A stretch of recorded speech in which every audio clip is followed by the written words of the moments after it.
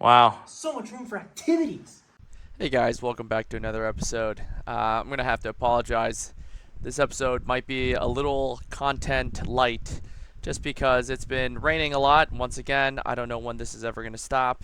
And there's some other preparations I need to do. And it's hard to tell here, but I also injured my shoulder and my hip pretty bad. I know that's a classic old person thing. Michael laughed at me when I told him I injured my hip.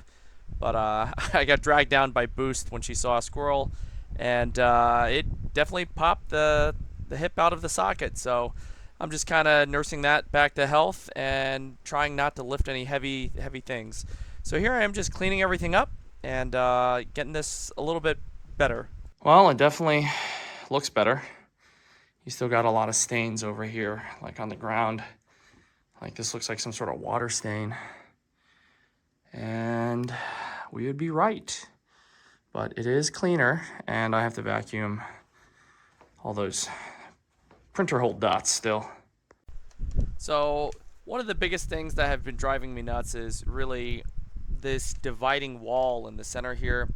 It really serves no purpose for me anymore, just because I'm not planning on using this as classrooms, and I can't imagine myself living with cubicle walls anyway. So, and it's such a pity just to have this large open space kind of split in half with these cubicle walls. I have Michael here with me today. He actually came by for a completely different reason. It's his girlfriend's birthday coming up soon, so he wanted to build a bookshelf. You're gonna see a puff of sawdust or something fly into my face later on from him sanding. But I'm just doing some prep work. Oh, there's that puff of dust.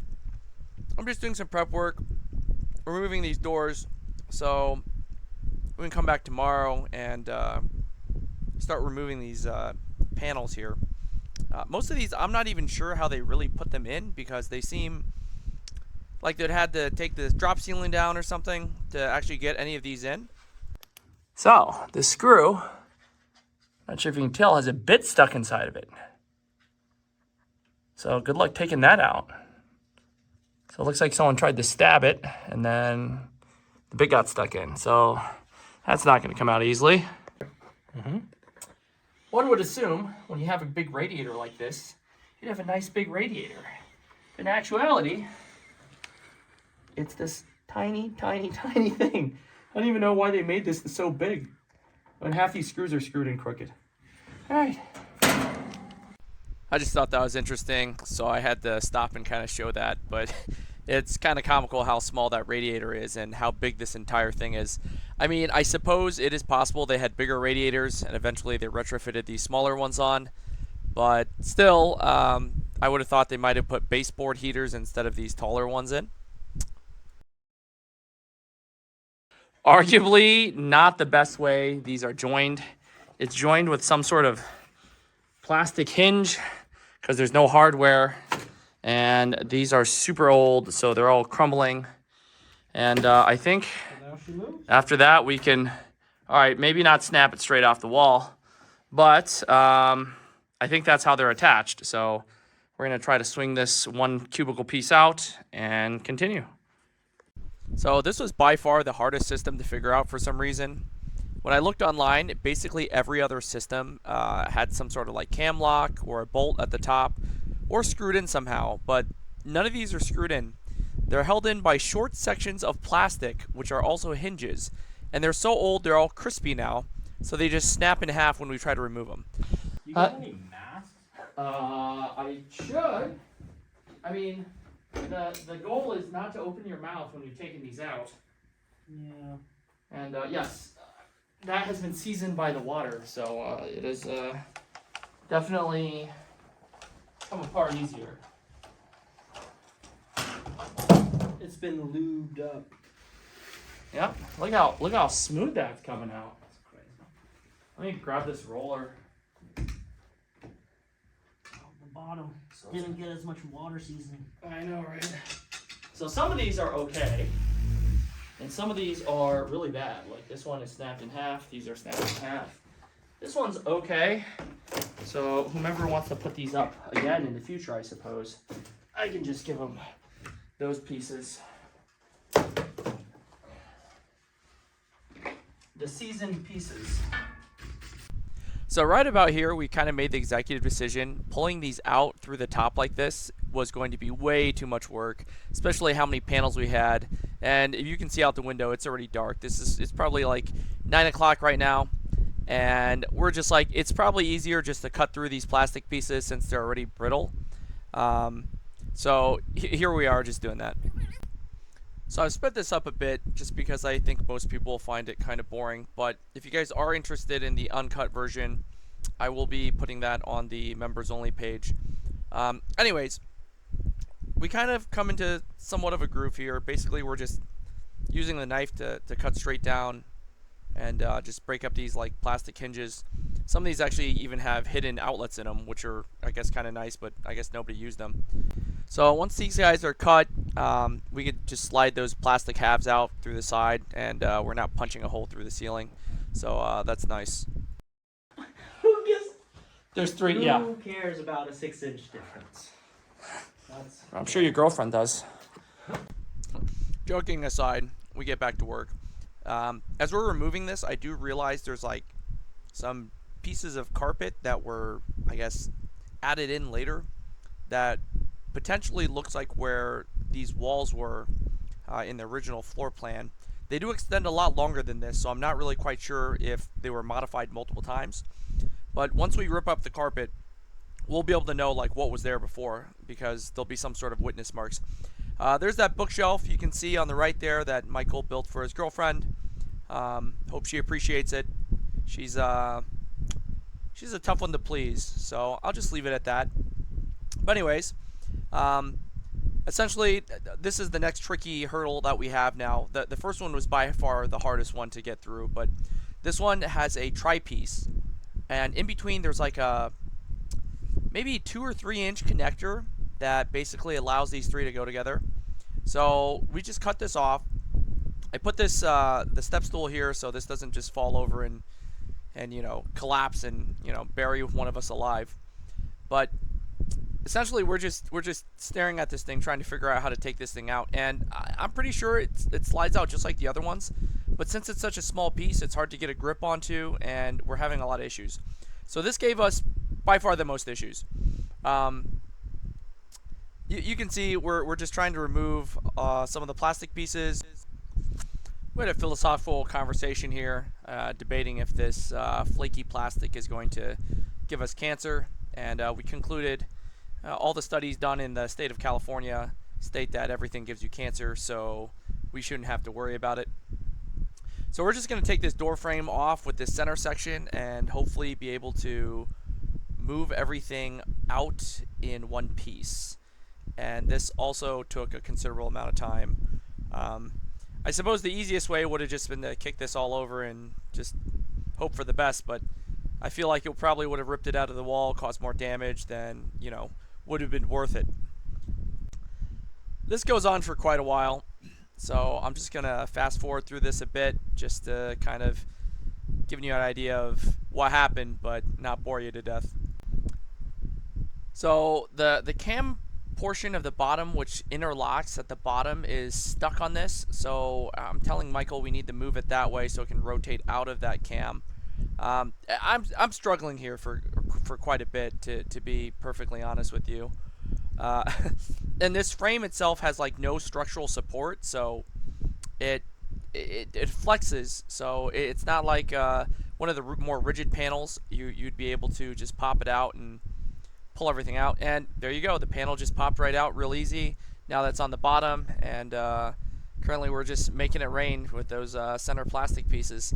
So we're halfway done, which is pretty exciting, and you can kind of see that this space is really opened up. I was planning on using this section to do some woodworking, and that's basically why we're removing a lot of these cubicles, because once the item that I will be making here is completed, it will not be able to maneuver through these 2 tiny doors. So more or less we're gonna have to tear down this wall, or I guess throw it over the wall, which I also don't really want to do. So just some more banter here, just contemplating life, which is generally what we do when we all hang out, contemplate life. Another nice shot of that wood bookshelf that Michael made for his girlfriend. He decided to use some sort of really dark stain, which actually made it look worse, but hopefully she appreciates it. So this seems like a pretty straightforward job, and both of us thought this would take like an hour. We're just taking down some cubicle walls. How hard can it be? I think this entire job took us 3 or 4 hours over the course of 2 days. This is what I mean, guys. Like, sometimes it's just really hard to create content because it takes a lot of time to kind of like condense all of this into like a 19 or 20-minute video. This was 2 days, and there's other stuff that's going on in the back too. Like, there's a lot of moving that needs to be done. I have to get the place re-inspected again because the first inspector disappeared, and the new inspector has different ideas. He wants it inspected in a different fashion than the previous inspector, so it needs to get re-inspected again. So there's just a lot of, I guess, red tape that we have to jump through to get things going, and it's been slow moving. And finally, though, this month, I will say one positive thing is the assessor did come out and they reassessed the place, which they haven't given me a number yet, but they said they reassessed the place, which means we can finally try to start, moving forward a lot faster than we have been, just because one of the biggest things I was scared of was if I made too many improvements to the property, they came out, assessed the place, and now my taxes are still really high because it's a lot nicer than it was when I got it. This last panel gave us so much grief. It is mounted to the wall with, I guess, concrete screws. They're Tapcons, and for the life of us, we could not get the last panel off. Basically, it's supposed to clip in a fashion that it drops down and it moves back up, but it, for what reason, would not drop down. It just stayed stuck to the wall this entire time. Well, it kind of feels like it is. Is it moving on your end? Yeah. So it's coming down? Nope. Oh, maybe we About need like to... a centimeter of. Oh, we need to... This side needs to be... Actually, maybe I could just rotate this up by hand. You do some work. Oh, this might be bad. Because, this is not, like, coming off the wall. Or this is... Because it's hanging on the wall right now.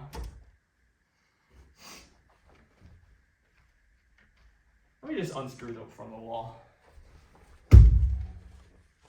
We'll just unscrew it from the wall, Michael. It's fine.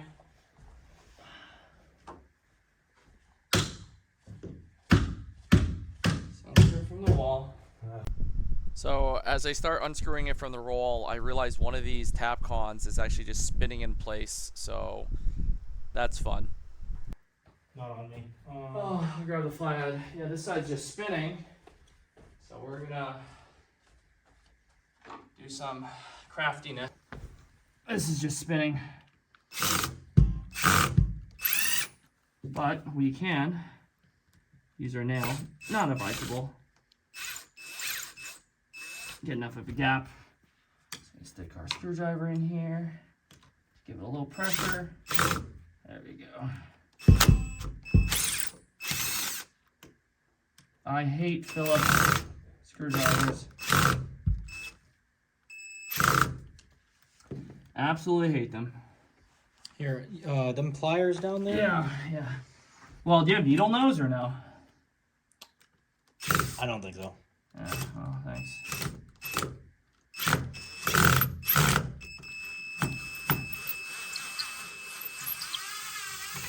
Well, that's garbage. That wasn't holding anything. Well, here are the last few Tapcons, and we're hoping this thing will come off. And once all the Tapcons have come off, we realized it is caulked straight to the wall and maybe even adhesive to the wall. So even with the hammer, it is not moving. even cutting the paint and the caulk lines. And finally, it drops the normal way it's supposed to come out. That entire panel is still stuck to the wall. All the top cons are out of it. And here I am, pulling it to the side to give you an idea of what this entire space looks like. Nah, it's fine. Look at this. No cubicle walls. Look how much space this is. Wow. So much room for activities. I know, right? Look at that. So here are all the total panels that came off of this thing. I think there's probably like 20 panels in total, something like that. And here's another shot of that open space, which looks fantastic. And that is the conclusion of this panel removal. You can actually see those strips of carpet on the ground there where the walls used to be for the other stuff. I'll get a better picture one of these days, hopefully with a carpet ripped up. And I'd like to give a special thanks to all of our channel members. That's Anel, Trude, Gary, Hogan, Snowseal, and new this week is Miss Brandy, Ben, and Jenny Tries the Budget. Thank you very much. And also, I'm really hoping to see Jenny actually try to budget, because I did visit her channel. She does not have any videos up, unfortunately. But I'm terrible at budgeting. So if you do post videos, Jenny, I would really enjoy that, and everyone should go check her out. So hopefully next week we'll be getting back into the meat and potatoes of all the repair stuff. There was a lot of other stuff happening, so we're kind of slow on that, but I'm excited to get back into that stuff and hopefully not slip off the slippery roof and end this entire series. But hope everyone has a good week, and I will see you next week on Wednesday. Thanks. Bye.